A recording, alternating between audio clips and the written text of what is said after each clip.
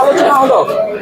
আজকে একটি এজেন্ডা, সেটি হচ্ছে আগামী 21শে জুলাই সভাকে সফল করার জন্য।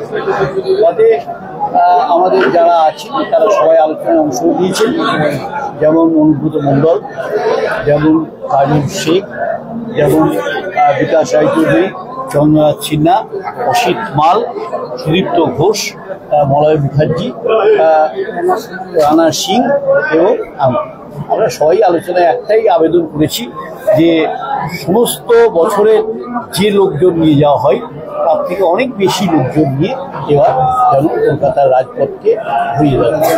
এই আবেদনটুকুই আমরা রেখেছি এবং এখানে আমরা আর একটা সিদ্ধান্ত নিয়েছি যে আজকে যারা তরুণ প্রজন্ম অনেকে হয়তো 21শে জুলাই সম্পর্কে জানেনই না, যে কি কেন 21শে জুলাই, এইটা প্রচার করার জন্য আমরা এখানে একজনকে দায়িত্ব দিয়েছি, যে দেবাশিস সাহাকে, যে তিনি লিফলেটটা লিখে আমাদেরকে দেবেন এবং আমরা সেটা আলোচনা করে সেটা ছাপিয়ে দেব।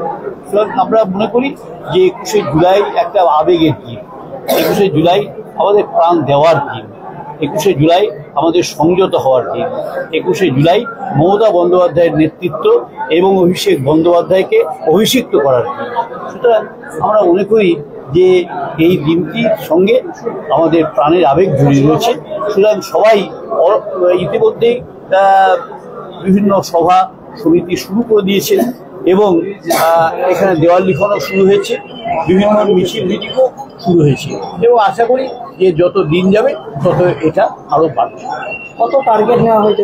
তাও প্রায় লক্ষ টার্গেটটা আজকে বলবো না, বলবো 12 জুলাইয়ের পরে।